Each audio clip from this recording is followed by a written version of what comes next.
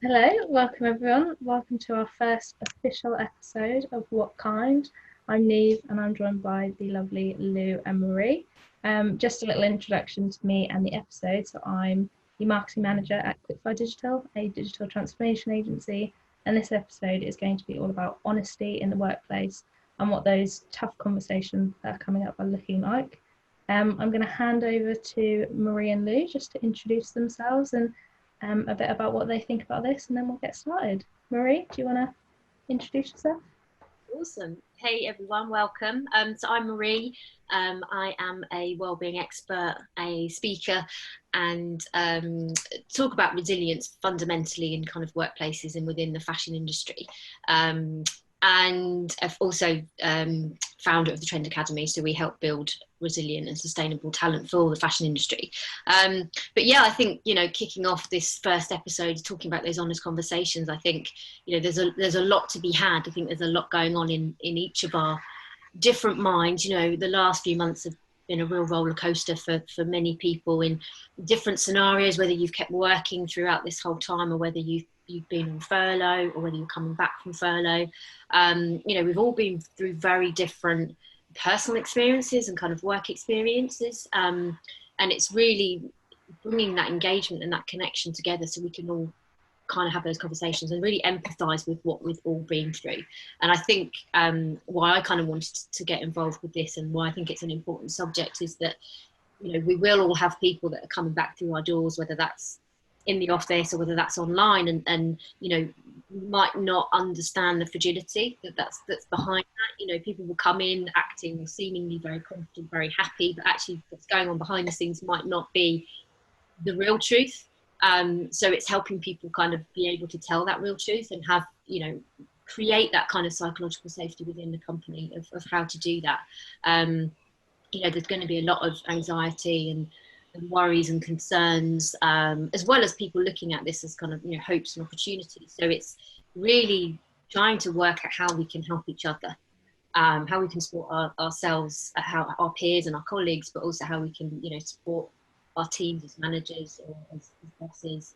And I'm really passionate about helping people to have those conversations, and to help them, to help them through, because there's, how hard is it to have those honest conversations, be brave enough to approach your boss and say, look, I want to have a chat with you, things have changed for me, I have new needs, wants and desires. So that's kind of my contribution of kind of how I want to add to the conversation. So Lou, I think how about it for you? Apart from the opportunity to be able to work with you incredible women and learning so much, for me, so I am a coach. I also do training, facilitation, and consultancy. So a culture and relationships coach, not romantic kinds alone, but all sorts of relationships. So for me, I've always been quite geeky about existentialism, so philosophy, and how people construct their identities and own them, and what that means in different spaces. And so I'm really interested in the idea of honesty, because actually I think when we put on different hats, or we're performing in different roles in different scenarios, most of us only access one truth. So we go into work with our work selves and we talk about work things. And so in a situation where so much has changed and everyone has their own experiences and their own views of what's been going on in the last few months, but also their stories leading up to that, where people have had a chance to reflect about what they might want, or not having the time and space that other people in their lives might have done. And so, yeah, knowing that being a human is really complex, with a whole lot of stuff behind it. And that's just taking into consideration one human being who's made up of lots of different versions of themselves. How do you then start understanding that to be able to communicate that to other people, not just your line manager, but also your colleagues, your family, because the dynamics there will be changing, you know, whatever your circumstances are, whether you've been working from home or you've had more time or you've been shielding. And so, yeah, for me, I'm always I hope to bring the thing that I bring to the work that I do with clients, which is around that curiosity and the compassion, and you know, for me it's courage, like Marie said, it's the bravery, to be able to understand what it is that you want and how to have those conversations and understand the value of why it's important to have those conversations. And it's not, and so for me, I've got this bigger hat on that isn't just about the impacts of the pandemic, it's the wider implications of where we are in terms of people's politics. You know, nobody wants to talk about politics, but it's happening. And so with everything that's been going on, we might be having conversations that we wouldn't have been used to having in our typical work environment. And so, yeah, I'm really interested to explore how we start to have those, and what's the conditions in the environment that we need to nurture to be able to have those conversations. So Lee, one of the things you mentioned there was people having sort of different versions of themselves almost. So I imagine if someone's been on furlough, for example, they've had lots of time to sort of focus on who they are at home and what else they can be doing. You know, if they've not had the opportunity to focus on work, which, like you said, can sometimes become people's whole identity. There's that then, you know, they went through the process of, who am I outside of work? And now they're having to go back into that. That's going to be such a massive change process for them, isn't it? It's going to be so difficult to manage that. And I guess for the people that they're returning to at work, it's about understanding that priorities might have changed, you know, how they view things might have changed as well. Yeah, absolutely. And speaking as a recovering workaholic, when your whole identity is based around your work view, the fact that there's been lots of changes means that it's not just one. So, you know, and Marie, I'm sure Marie will talk in much more detail around the idea of resilience. That's quite hard when your identity is grounded in one area. Because you went through the process of your work environment change, whether that was where you were physically working, whether you were not working and that you weren't allowed to. That can be really difficult for somebody who only really recognizes themselves in what they do. And then to come back to that, and you know, if you have had people who have continued to work and taking on your role, there then becomes this conflict of, okay, well, what's my value, what's my worth to this company now? Because things have changed and there have been other ways of doing things, and I don't know where I sit within that. There's a lot of, you know, there's lots of different variables that can make your sense of identity really unstable, especially if you've been relying on one, maybe two during this time.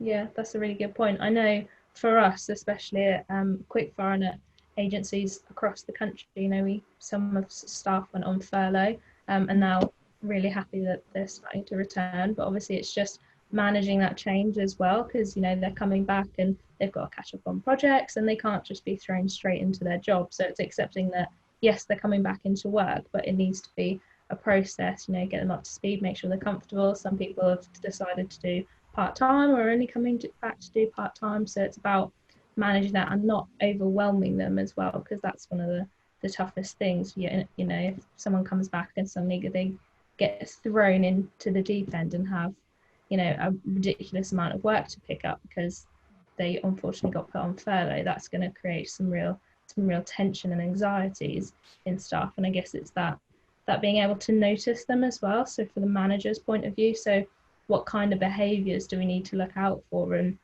how do we make sure that people feel comfortable enough to say, actually, you know, although I've come back or I've been working the whole way through, I'm uncomfortable or I need some help. And I think, Marie, that's something that you could shine some real light on, because I know you're an expert in this area, but just the kind of behaviours and almost sort of being trustworthy, so letting them know that, you know, you can talk to us and you can feel honest. And I guess it's about doing more than just saying. Yeah, I think you're right. I think there are so many unsaid conversations that we aren't having, or people aren't maybe confident to have. And I think it's a hard one, isn't it? Because we've all changed. You know, we're all going back to the office will look the same. You know, we'll all look the same, but actually we're so different. We're not the same people returning to who we were when you know, everyone all kind of kicked off in March. And I think it's like you say, it's knowing how to have those conversations with people and how to empathize with what is going on. You know, somebody might have lost a parent, or, you know, lost a grandparent, or the parents might have lost their jobs, and, you know, or, you know, they've gone through, you know, this is all outside of the work element, you know, might have, you know, been living with somebody and realize that relationship isn't working out now, and, you know, that's all going around in their head as well. And, you know, then on top of that, you've got kind of the anxiety of going back to work in a very different environment, and you will potentially have that hostility or that disconnection between people. And I think it is trying to have those honest conversations and allowing people to maybe say how they're feeling, because there's going to be so much angst, because things have changed. You know, I think you were saying that, Neve, you know, potentially where if people have been on furlough, you know, they might have been witnessing somebody else doing their job. So they're at home thinking, you know, gosh, I'm not sure if I'm going to actually have a job to go back to. And then, of course, then when you go back to work, you kind of want to almost prove yourself that, you know, I'm ready and I'm refreshed and I'm ready. You know, I kind of want to prove myself to keep my job. And then you end up, you know, burning yourself out because it's 24/7. And so I think the honesty is the key. I mean, the honest conversations are the key. And I think it's learning how to do that. And you know, from going on my mental health first aid awareness was brilliant in the sense of learning how to do that. And they've got this thing, there's two things actually, but one of the key things is called age. So it stands for, so A is acceptance, G is genuineness, and E is empathy. And again, similar to what you talk a lot about, Lou, is you know, equality and diversity and politics and things like that, is respecting, you know, people's feelings and emotions. You know, someone might have struggled with something that maybe someone else would fly by. You know, we all have different elements of resilience, and we're all very resilient in different ways. So it's really respecting people's experiences and values. And the only way you can do that is to talk to someone and ask them, you know, how was COVID for you? You know, how did it impact you? How are you feeling? And maybe creating a space, you know, a return to workspace where, you know, you're having a meeting with everybody and everyone can honestly say, well, actually, this happened to me. I know some companies are already doing that, and they're having this, it's called a pandemic register, and they do that in New Zealand when they have an earthquake. And it's almost a register, so the kids can come in and they can say exactly how it affected them. So, and they put it up on the wall, actually. It's almost like an impact wall, and everybody can write, you know, well, my house fell down, or, you know, this happened and that happened. And it's a really good way of actually communicating without actually maybe speaking. And companies are taking this on board. And I think it's a really good idea, because, you know, you can't understand what people are going through unless you know, but it's giving them that space too. So it's really having that acceptance that we've all gone through very different things, and we all potentially want different things out of our work life now. And that genuineness is really sort of, you know, showing that you accept them for who they are. And then the empathy is the ability to put yourself in that person's shoes. And I think I've learned a lot about empathy in my time. And I think resilience is a massive part of empathy, is really understanding how other people have been impacted and what you can do to help with that.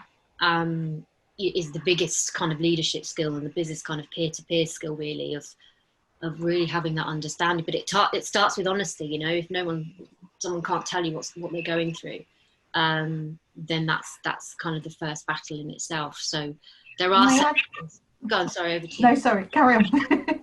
No, that was just finishing, because I know I'm going to go and talk about some of the signs to pick up on. But I think that's a really good kind of analogy of really, you know, think in your head, okay, well, look, you know, acceptance, genuineness and empathy, really. And yeah, so Lou, what were you going to say?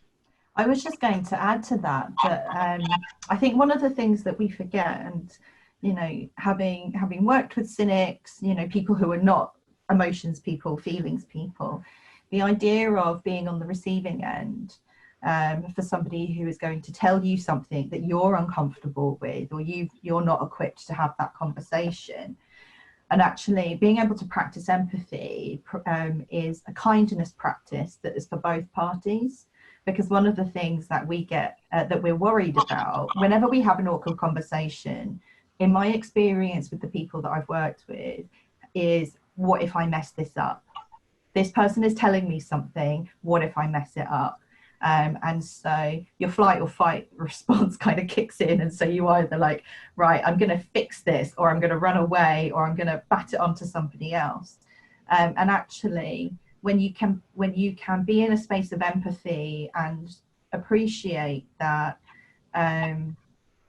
all you have to do as the receiver, as the recipient of the conversation, is holding that space that allows that person to be who they are and how they want to be right there and right then. That absolves you of all of that other responsibility that the likelihood is that you're putting on yourself. And you let that person be who they need to be. And in that moment, this might be somebody who is incredibly confident. And again, speaking as a recovering workaholic and somebody who struggles with anxiety, I might be seen as completely confident and capable 98% of the time. And on the 2%, I'm hoping that the person I'm having a conversation with about, my feelings, that's me right then in that moment sharing.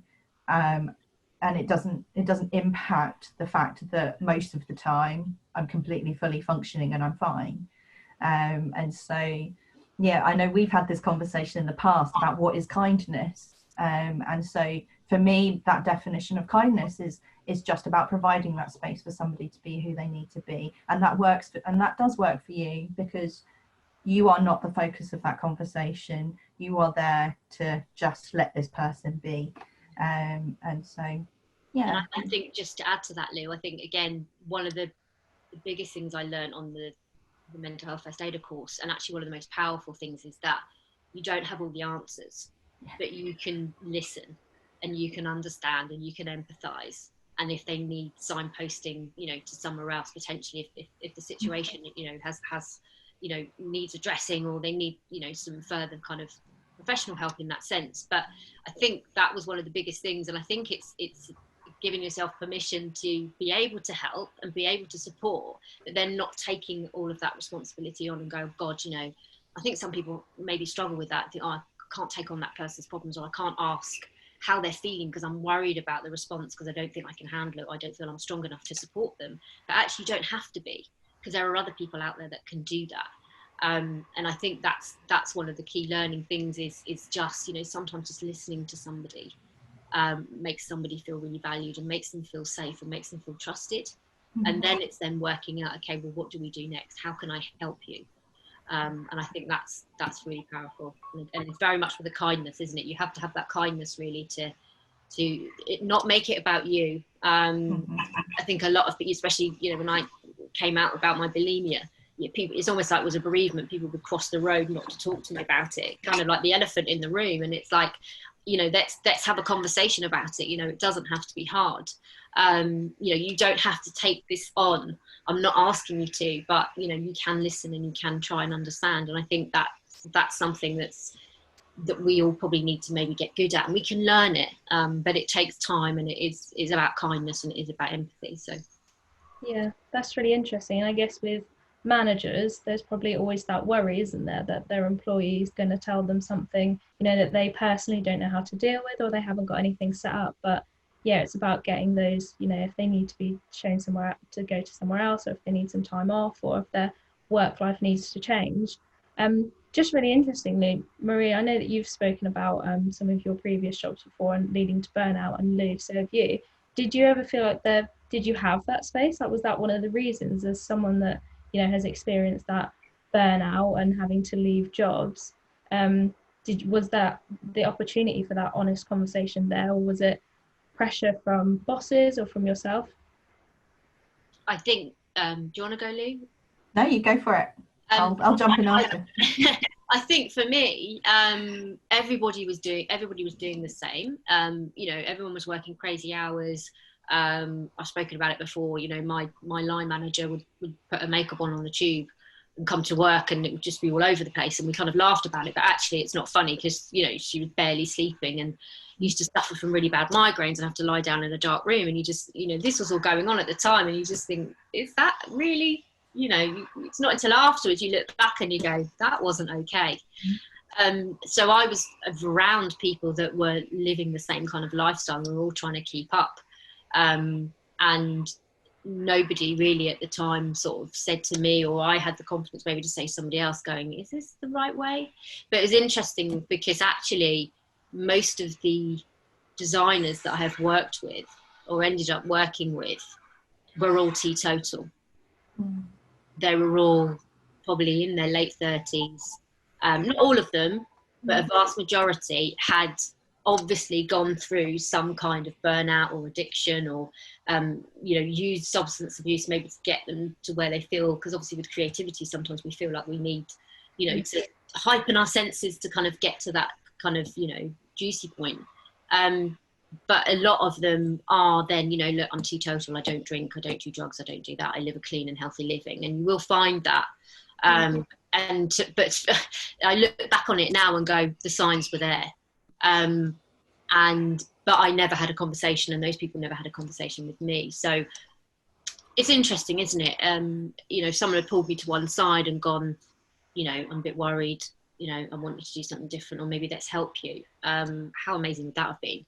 How amazing with that? Because I certainly wasn't setting my own boundaries and setting my own restrictions. For me, success was like you work and you work and you work, and that's how you make your money, and that's what you're supposed to do. And everybody around me was doing the same. So yeah. But what about you? What's your experience, Lou? I'm probably going to start on a slightly more optimistic note, which is I'm really hopeful. I'm really hopeful and optimistic.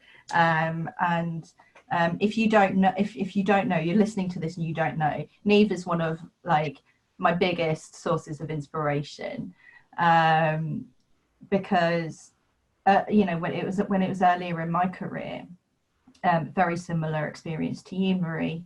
You know, I've joked before, I've shared stories before where it turned off into this weird like standoff where there would be 3 or 4 of us in the office, and it would be getting to like 8, 9, 10 o'clock at night, and it was like, who's going to crack first, who's going to go home? Like it turns into this into this badge of honor that, you know, we kind of stick through it. And there was no way that I was, you know, as productive as I would have been if I had just done my 8 hours a day, you know, doing 70-hour weeks for months on end, just because you know, so the reasons for that changed throughout my career. You know, when I was starting off, it was, there's loads of stuff to do, I need to prove myself. I worked in the public sector, so it was always, well, if we don't crack on, if we don't make these projects successful, we'll get our funding pulled, we'll be made redundant. You know, one of the people in the spaces that was always there until 9, 10 o'clock in the evening was my line manager. You know, there would always be the same people working late, and so we perpetuate this culture where you reward people who work hard with more work.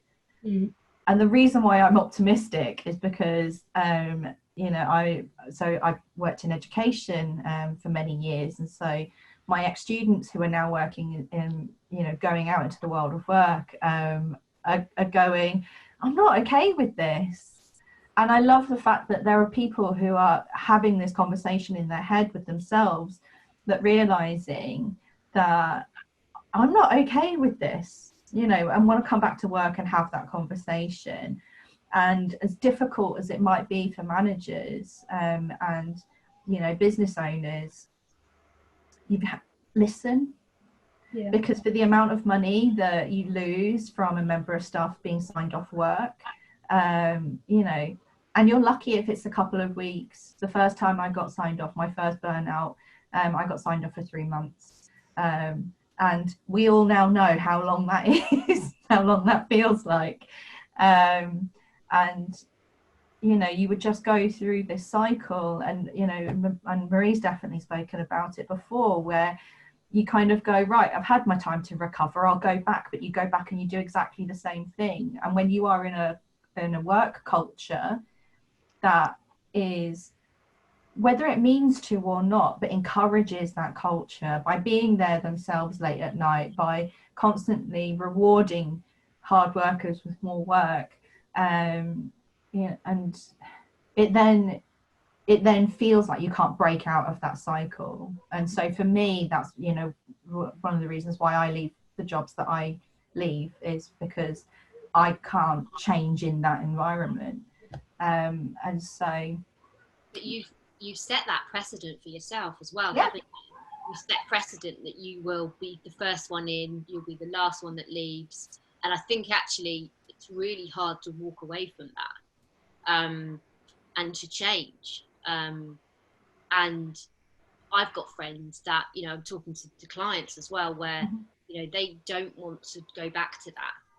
And I think what I've always done, and I don't know if you have, Lou, is I've got to that point and I've left, and I haven't gone back, and I've burnt out and I've left and I've gone somewhere else, and then probably done exactly the same thing and set that precedent. I think one of the hardest things then is, you know, say in your office, Neve, or, you know, in other people that are listening in their offices, you know, what if you want to, you know, you now want to do your 9 to 5, you know, you want to be in at 9 and you're going to leave at 5.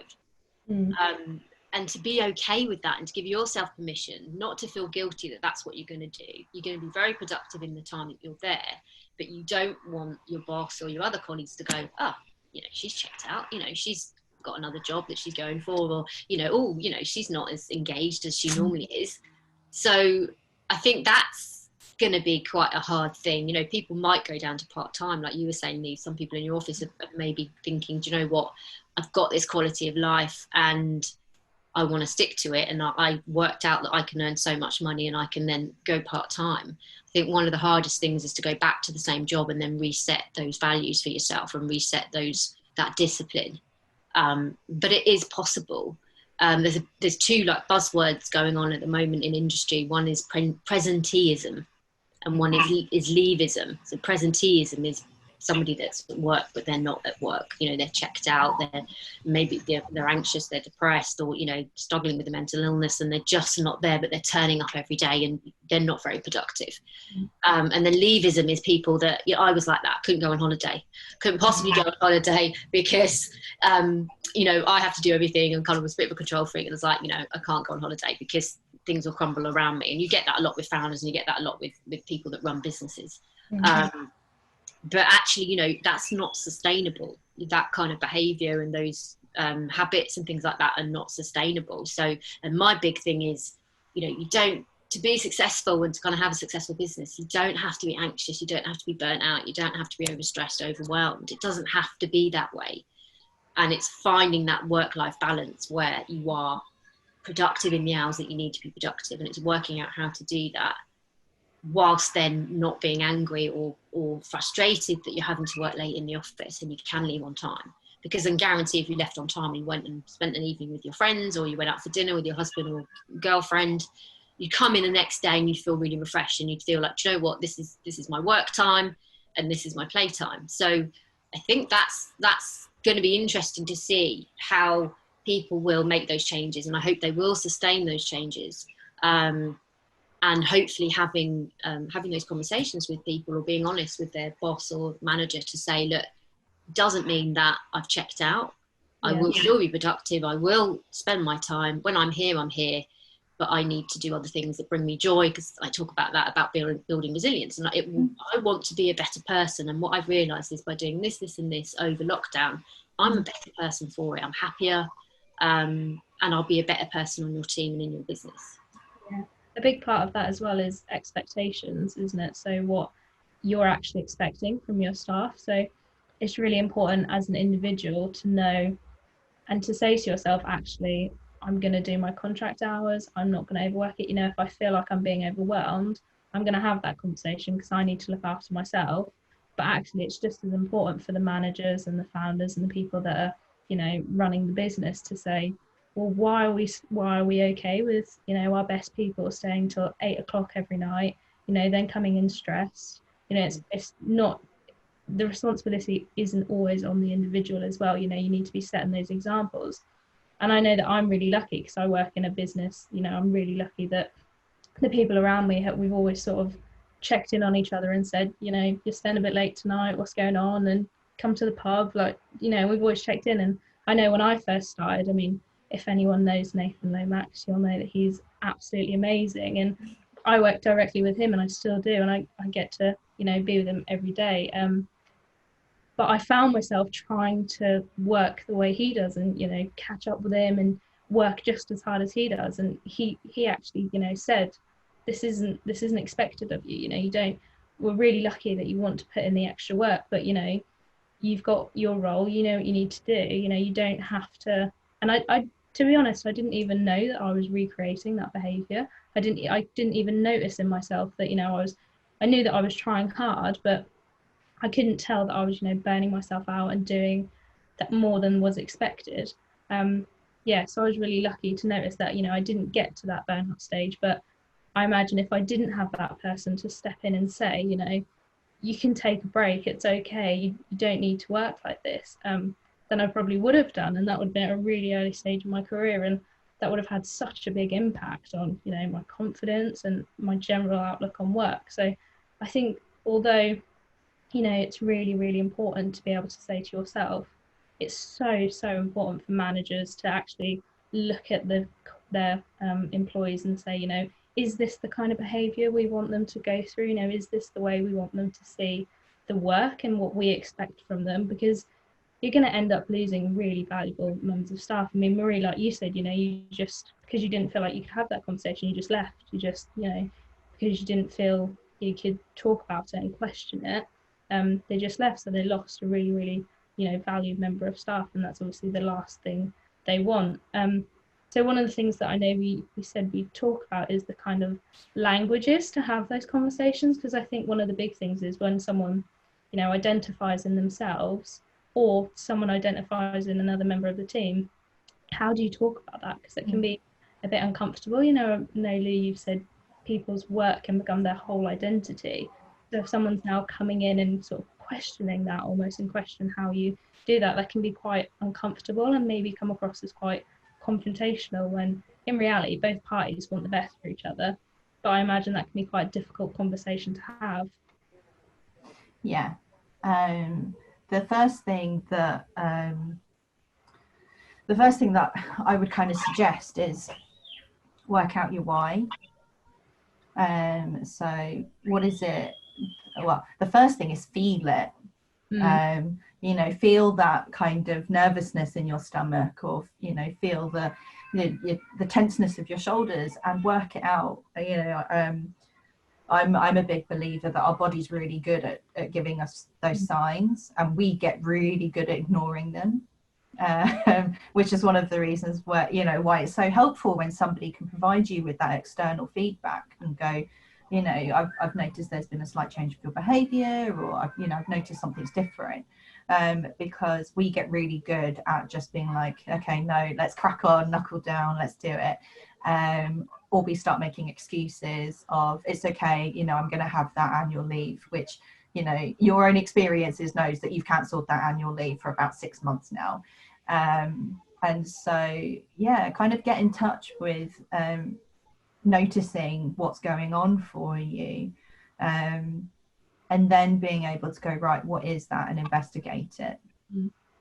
And actually, in terms of language, kind of like I said earlier, what I try and bring to the relationships that I have is that curiosity, compassion, and courage. And so this is where that curiosity comes in, that can be really helpful, because it's okay that you don't know what it is that you want. It's really helpful if you do. But the likelihood is that if you know that what you think you know is very subjective, and when you have that conversation with somebody else, it then becomes this dialogue with this whole other stuff attached to it. So if you're going to talk to your manager about reducing your hours and going part-time, your manager has this whole other system of where you fit in and what that means for everyone else on the team. And so you might not get the response that you need, but actually if you both come with that curiosity of going, I'm quite tired, you know, what, and it's asking those really open questions. What's the possibility of, and not expecting an answer or a result right then and there. It's to know that actually what you're doing is you are opening up a dialogue. And it's the same when you're speaking, when you notice a change in behavior. And it's, you know, it's, I feel like we pick on Nathan quite a lot because he, you know, introduced us all together, but let's, you know, pick on Nathan. I did the Addicted to Business podcast, and Nathan had this physical reaction when I talked about feedback, because we automatically assume it's bad news, it's a criticism. Actually, no, this is just something I've noticed. Can we talk about that? Or, you know, I'm just going to leave that with you, and if you want to chat, it's about letting the people involved in that conversation be able to have some control about what's going on. And that might be determining that they need some space before they come back and have that conversation. It might just be, you know, how do we play with that? So there's this element of introducing that creativity. So, okay, we've noticed that you've been doing 50 hours a week. We don't expect you to do that. What kind of things can we do? You know, what's contributing to that? And you bring in this creative problem solving.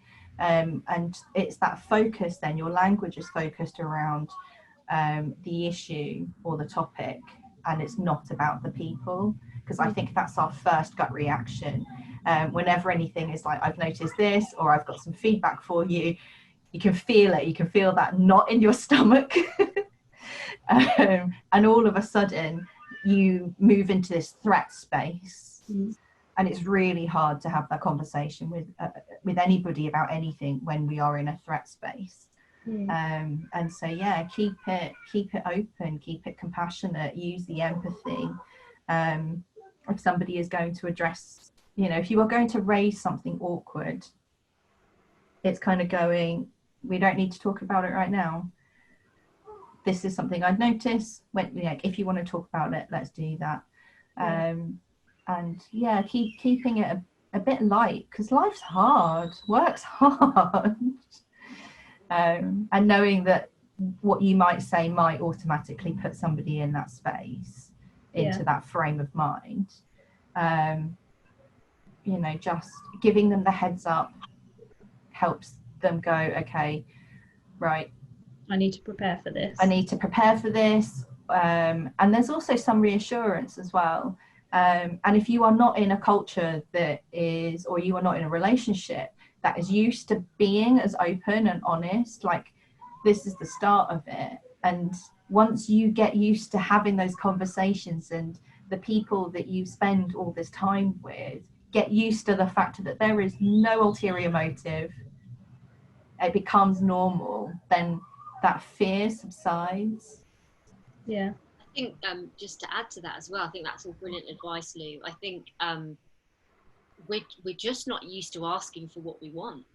And I think we feel quite uncomfortable with that. I don't know why.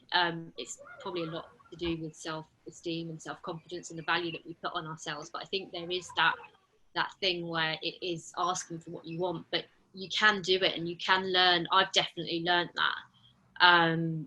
You know, practicing in front of the mirror and, you know, practicing conversations and letting it land.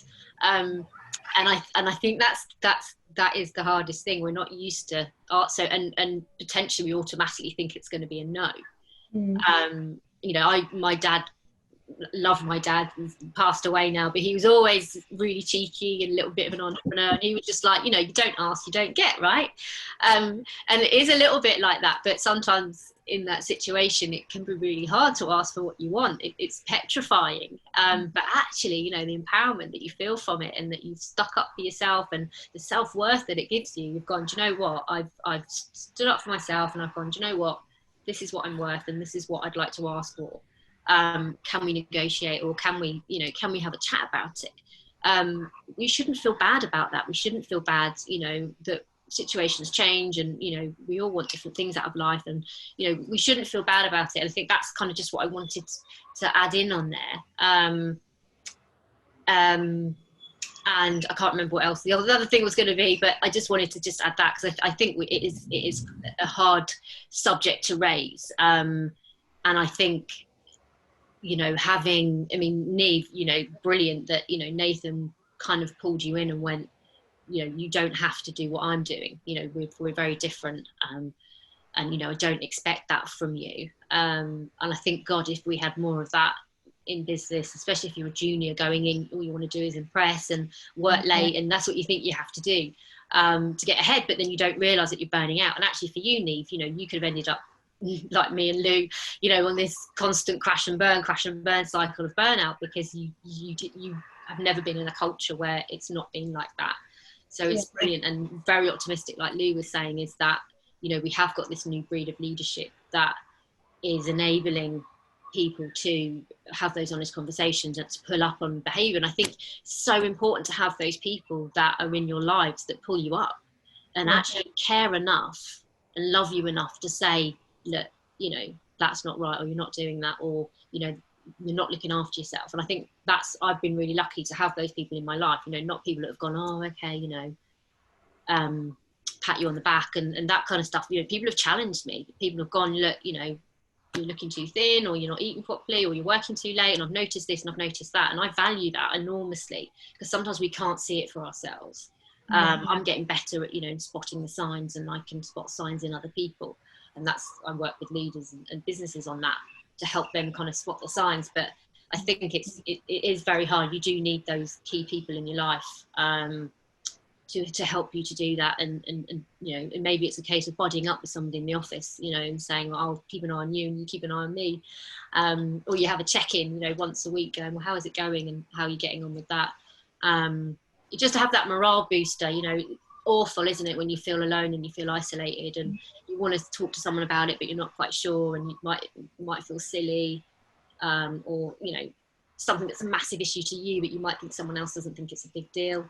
But everything is, we all experience things differently. So yeah, it's having that confidence and that safety to be able to do that, and having those people on board that can respect you. And I think now, for me, I run my own business, but if I work with people, when I speak to other people and say, if you're going to work with people, make sure you've got the team that will look out for you and will have your back. Because I definitely haven't had that in my career, and I think it might have made quite a considerable amount of difference. Yeah, that makes such a big difference when there are people there to actually pull you up on it. It's interesting that I was really lucky that I did have that person, but I must say I am sort of noticing more. We had that whole sort of generation almost that grew up in this like hustle period. So I spoke about this before, because it's something I'm really passionate about, sort of tearing down, because I just hate the concept of it. But that you've got to be a CEO by the time you're 24, and you've got to have at least 3 like incomes, and just these really they're not unrealistic for everyone, but that's not something that everyone can aim for. But actually now I'm noticing as well, because I do a lot of work with sort of kids still in school, so doing work experience, and it seems like the generation that are going to soon become leaders, and especially sort of people, my peers that I work with, there's a lot of focus on self-worth, and actually I'm a person outside of my job, and my job I don't live to work. I work to support my lifestyle, and that's so refreshing to see, because usually when you think of business, you think of people in suits being stressed and not being going home and complaining about their job. But actually it feels like people are now starting to be really honest with themselves, and it's just about, I guess, encouraging the people around you as well. Nathan did that for me, and I was so grateful. So now I make sure I check in on my teams and everyone around me, and you sort of, as soon as one person says something, everyone else then jumps on. Do you know what I mean? So as soon as one person says, you need to look after yourself, you then start to think, oh, well, are they looking after themselves? Do I need to give them advice that they gave me?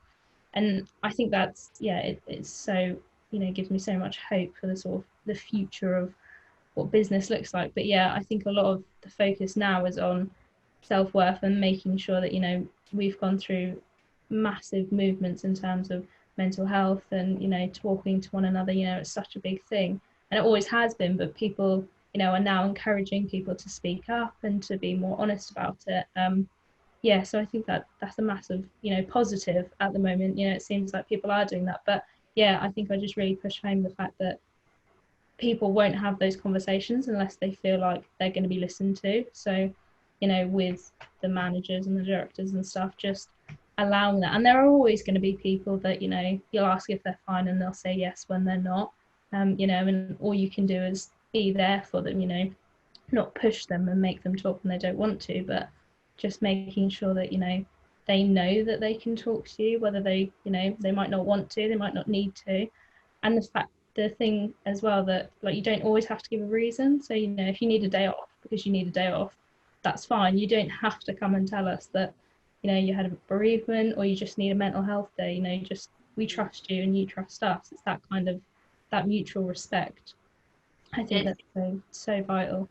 Yeah, I agree. There's some stats. There's like, so 1 in 5 of us will take a sick day off because of stress, but 90% of us are not comfortable or feel that they can be honest about that reason, which is really interesting, isn't it? If you think about it, and I think it's a hard one, and I think actually it's installing those kind of safety and honesty, you know, environments for people. And actually I think you're a lot lucky, you know, even before COVID, there's lots of businesses that were already having those conversations with their team and very honest and transparent, and, you know, different, you know, flexible working hours and things like that. And I think they'll probably be much more resilient, their team will be more resilient, and their business will be more resilient because of it. And I'm hoping that, you know, now it's almost, we're forced to have these conversations, and some leaders and businesses will be forced to have these conversations that they really don't want to have.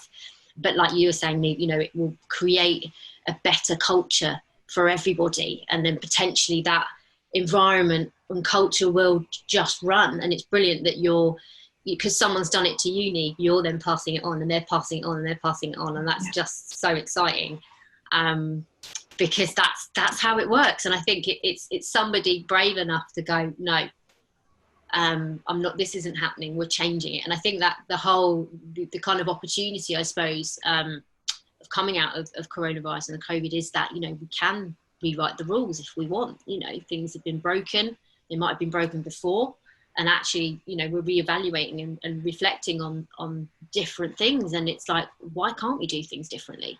I think it's having that new way of thinking and going, well, you know, if you want to do those working hours, or we want to run the business differently, or you want to, you know, go on a sabbatical, or you want to do this, it's like, so what? You know, I think it's much more exciting in the sense that we all have a choice. I think many of us have realised, you know, being in lockdown, we did have our choices taken away and our freedom taken away, and we're like, do you know what? It has made us think, you know, what is it that we want out of life? You know, why are we doing the job that we're doing? Why do we set up the businesses that we're running? You know, but how do we want to spend our time? What makes us happy and what makes us sad? And I think, again, you're very hard at kind of talking about what we don't want to do, but less kind of, you know, going, well, what is it that we really want to do? And I think sometimes that takes time to just sit and, you know, think about it. And if that means changing your work-life balance and you've got enough money to just work part-time, brilliant, go and do it. I've got a friend that works, and, you know, as long as she earns enough money a month for her horses, and, you know, she's got a very successful speaking career, she's just like, that's what I'm doing. Yeah. And that's all I need. I've worked out what I need to have a comfortable life. And I think that's okay. And it's like you were saying, Neve, it's that expectation that we all put on ourselves, that we, you know, we need to earn 100k plus a year and have 3 businesses, and it's all down to personal. You know, how much do you need? How much do I need? What does success look like? And it is, like Lee said, starting with that why.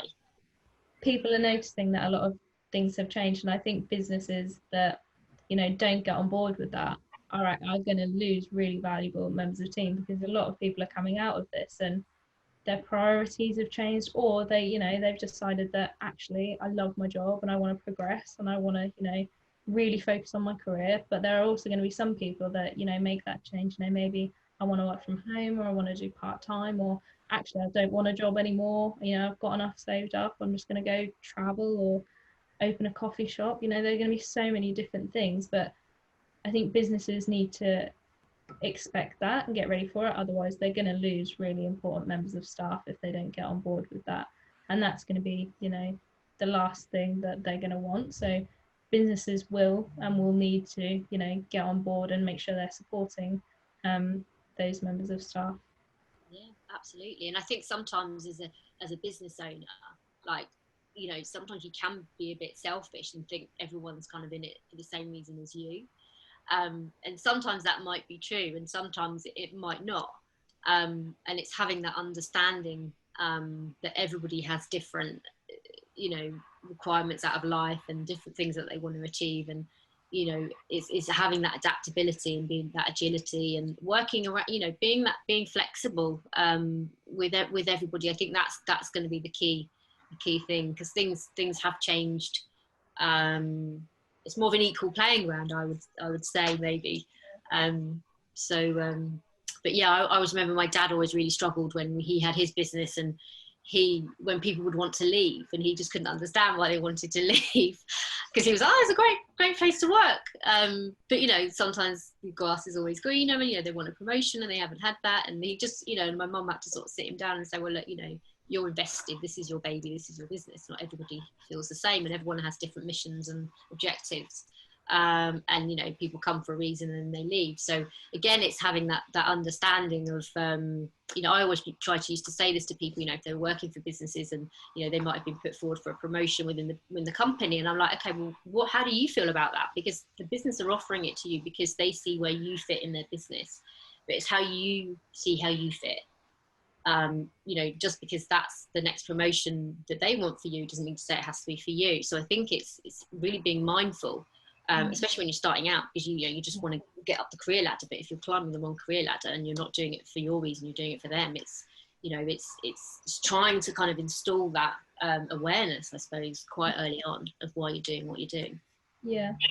One last thing, I'm just aware of the time, one thing I really want to touch on before we end is in terms of sort of managers and the people that, you know, need to look out for their staff, the kind of things to notice almost, because like I said, a lot of people aren't going to be confident enough to step up and say, you know, I'm struggling and, you know, I think I need some help, or they might not even realize that they need it. So I guess there's obvious things, you know, working really late or seeing me stressed or overwhelmed. But do either of you have any advice on that front? So like what kind of things to look out for and sort of just keep an eye on? Yeah, I feel like a broken record, but I'm going to say the same thing that I said earlier, is notice it for yourself. Because just because you are a manager, it doesn't make you this untouchable robot. You know, you have your own stresses and additional stresses, you know, and from a different perspective. And so just noticing when things are tough for you, and being able to address it. And actually, if you are excited about creating this culture or developing this culture around transparency and honesty, then talk about when things are hard for you. You don't need to bare your soul, you don't need to go into loads of detail, but show the people that you spend time with that you're human, and that you get it. Because if you want people to come to you, you need to show that you're the type of person that can have those conversations. And if you're not at that point where you can do that, speak to people. You know, there's plenty of mentors and coaches and therapists and counselors, whatever it is that you need, you know, even if it's just spending more time with your best friend, and getting more comfortable being able to talk about these things. Leading by example. I think we've definitely shared a lot of examples when we've had line managers that responded. You know, we have taken on how they've responded, whether that was positively or negatively. But you kind of mimic the people that you respect. So yeah, do the work yourself. Yeah, brilliant. Yeah, I would add to that. Is like you said, Lou, exactly, you know, showing your vulnerability. I think, you know, I definitely, like, wherever I share my story, it really enables It gives people a safe space to feel like they can come and talk to you and then share their story because you get it. I think that's really, really important. I think for managers and bosses to recognise signs within their team, I think from an anxiety point of view, because people will have a lot of anxiety, it will be noticing, you know, maybe constantly seeking reassurance from you. They'll find normal day-to-day tasks quite overwhelming. You'll see them getting quite stressed, difficulty in making decisions that they would normally make, you know, feeling on edge, that restlessness, getting up, sitting down, you know, all the kind of body language things that you can recognize that won't be verbal. So you'll know that something is definitely going on, and it's then, you know, maybe booking a one-to-one with them, or pulling to one side, or sharing something with them, or, you know, trying just to say, look, you know, let's have a catch up, or, you know, tell me what's, you know, how was the last few months for you? You know, how are you feeling? What's going on at home? Or, you know, even just in a more very informal way. I think that's really important. Spending time, you know, sometimes business, you know, leaders come in and they'll go, morning everyone, and then go straight to their office, and then they tap all day, and then they leave. And it's like, you know, really go up to them and ask them, you know, so how are you feeling? You know, what did you do last night? And really listen to that answer and be really engaged, because you'll learn more about that member of staff probably in those moments that you might have missed. To be able to help them, because it might not be a work related issue that's the problem, and it's helping them through that, to sort of try and help them to manage that.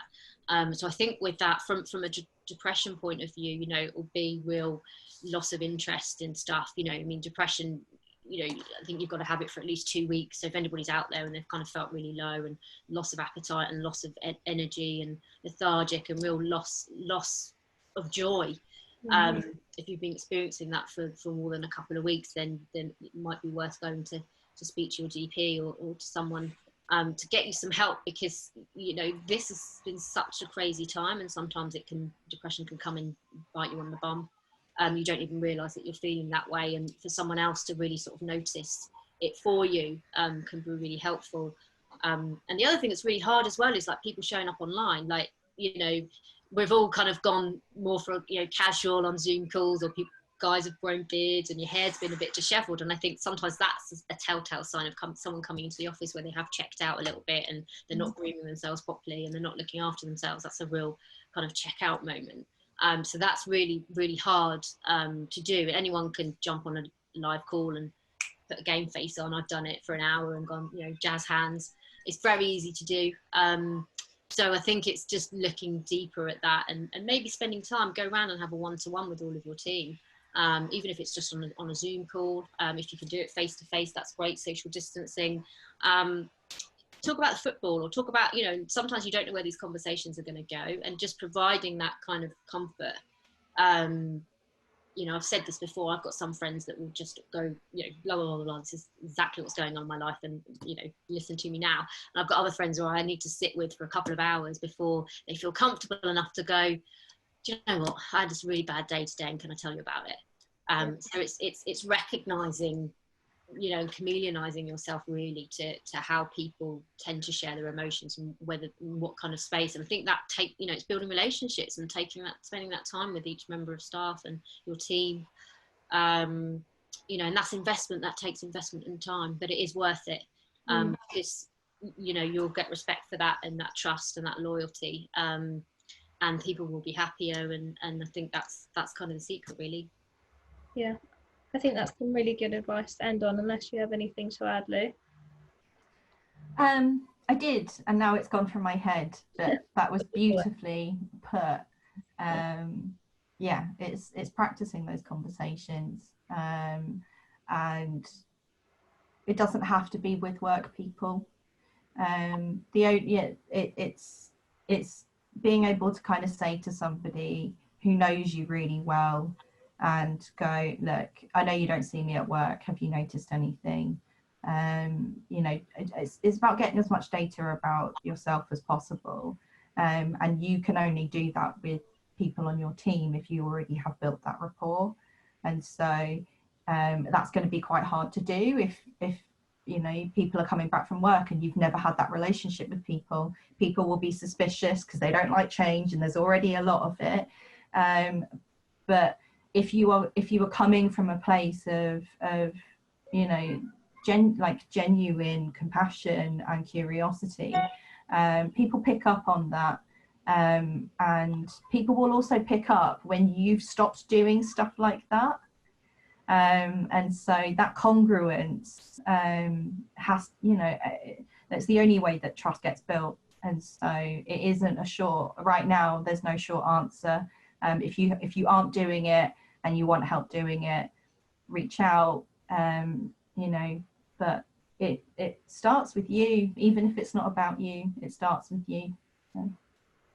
Yeah, I think that's some great advice there. You two have just given between you. So unless we have any questions, I think we're going to end there.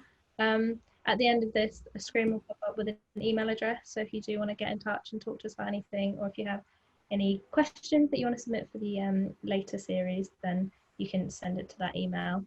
But thank you so much for watching. And we'll see you in the next episode. The next episode is what kind of things do you show your team to show them they're valued? So making sure that they know how important they are to you and how to make sure that they feel comfortable and confident and, you know, are excited to turn up to work every day. So yeah, we'll see you then. Looking forward to it.